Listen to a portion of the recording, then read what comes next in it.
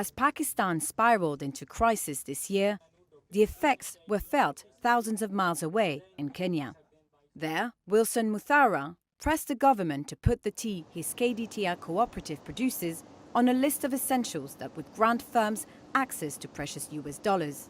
Made a delegation there with the government, the CS himself. His urgent lobbying reflects anxiety about a scarcity of dollars across emerging markets, leaving his customers unable to pay. The World Bank says 1 in 4 such countries have effectively lost access to bond markets, a key source of money to pay for food and other commodities. That, as rising interest rates and inflation in the developed world have investors putting their money into safe havens. That leaves KTDA's clients in Pakistan, its biggest market, short on dollars, and the co-op that produces 60% of Kenya's tea potentially struggling to pay its own bills. Although the dollar's share as a global reserve currency has dropped to 59% from 70% over a decade, it continues to dominate global trade. And because it's widely accepted and broadly holds its value, it remains strongly favored among ordinary citizens in developing countries. But Muthara says countries should follow South Africa in trying to wean themselves off the greenback. With the experiences we have of a dollar shortage, that's the direction now our African countries should get into, where they can trade with their own currencies.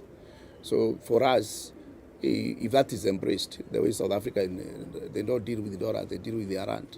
That becomes better for all of us, because it makes our business is of bringing businesses. So we're looking forward to that being actualized by African countries. JP Morgan calculates that 21 countries with a combined $240 billion of international debt are now effectively locked out of capital markets and facing crisis measures. Ethiopia has banned the import of some goods. Others, including Sri Lanka, Lebanon, and Pakistan, have introduced capital controls. In Kenya, President William Ruto has backed calls for a trade payment system using local currencies. Welcome again to another episode of the WSXN podcast. As always, tell a friend, like, share, and subscribe. And also, if you want to support the channel, there's a link in my page for my page and in the description as well. So anyway, so you see in this video, they are perpetrating this narrative that the US dollar, because of the US dollar, is why these countries are feeling pain. But I think it's quite the opposite. You're talking about Pakistan and Kenya, especially Kenya, because President Ruto did say he's trading in his own currency, he's moving away from the dollar. So why is it acting as if Kenya is feeling the pain because of the dollar? No, he chooses to. South Africa as well is moving away from the dollar. Most African countries is now trying to move away from the dollar. East Africa, which consists of 7 countries, like 7 countries in East Africa, they are also trying to get rid of the francs to create a new currency, to have one currency for all 7 countries. And this is what the traders are worried about, because they're going to be losing billions and billions of dollars when they get really get kicked into gear. So they're saying that what 21 countries is using less of the US dollar, and it drops from 70% to 59% in 12 months, because the really rampant push for de-dollarization has been happening for the past 12 months. With countries announcing they are moving away from the dollar, trading with the currency. Brazil is trading with Russia in their own currency, and China. India is trading in their own currency with some African countries.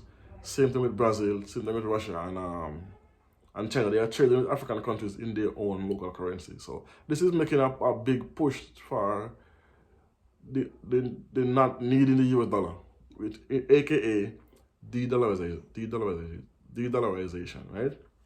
So you know that because of this now, multiple banks in America is currently closing down. There are very few banks now in the States are active, because they're closing so rapidly. Why? Because the dollar is losing its strength. It's not as needed globally, and it's not in high demand globally as it used to be. Because don't forget, when some of these African countries, for them to borrow money or for them to get loans, they have to have 80% of their GDP in dollars in a Europe or an American bank before they can even trying to get money to borrow. So they say, for security reasons. But they're going to put a hamper on the country, because they can't spend how they want, because you have some of their money holding, and then they have to take loan on it and then pay back interest, which is killing them debt-wise.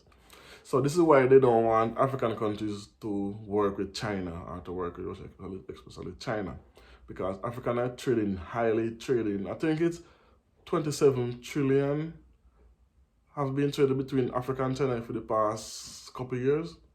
So it's ramping up.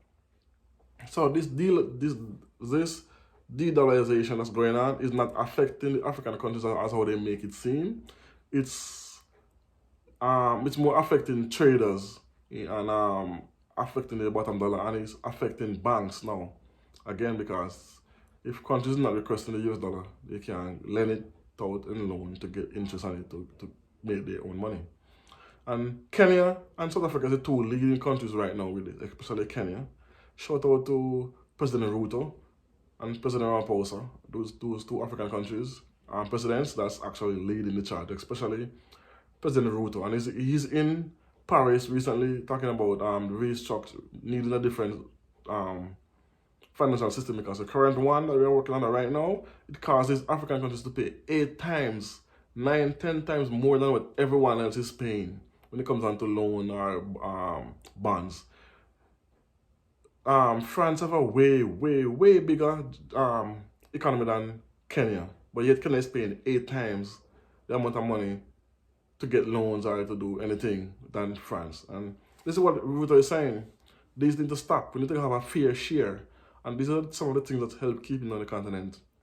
They like to blame it on corruption, but it's not corruption alone. You have sanctions, you have bad deals, and taking advantage of the continents, of the countries, not the continents, my bad. Taking advantage of the continent and of countries on the continent. And we've seen it playing out now that the more they move away from the IMF Bank and the World Bank and trading with trading with Russia, China, India, and Brazil, they are seeing where they actually now need African continent, because there's a big push right now for everybody wanting to work with the African continent,